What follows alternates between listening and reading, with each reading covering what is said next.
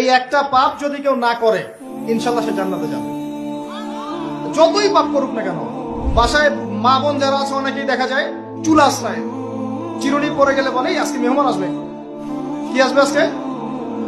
মেহমান আসবে আজকে বললেই সে বাসা থেকে বের হচ্ছেন, আপনার পাঞ্জাবিটা একটু আটকে গেছে, আপনার স্ত্রী বলছে একটু বসে যান, অমঙ্গল হতে পারে, বসে।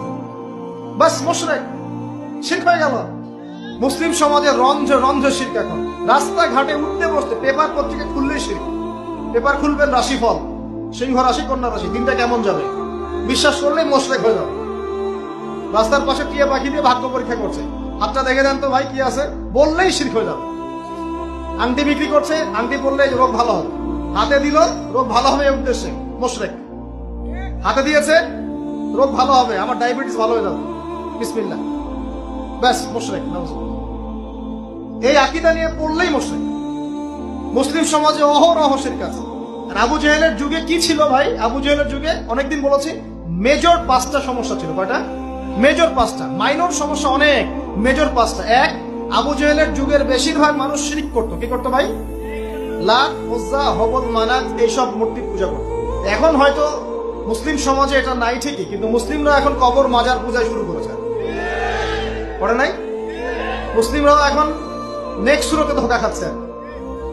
শিরক তো আমাদের সমাজে চলছে। শিরক কি হয় কেন আমি লেকচার দিয়েছি, দেখবেন মুসলিম সমাজে কত শিরক চলছে।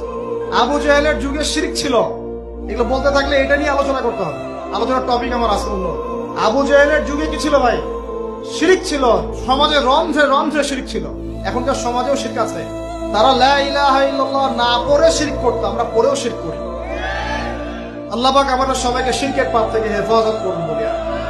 এই একটা পাপ যদি কেউ না করে ইনশাল্লাহ সে জান্নাতে যাবে।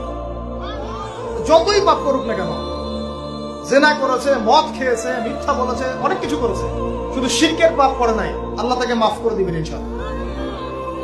বিশ্বাস করলেন না কথাটা? নবীজি বলেছেন এই উম্মতের যে কোনো ব্যক্তি যতই পাপ করুক না কেন আল্লাহ পাক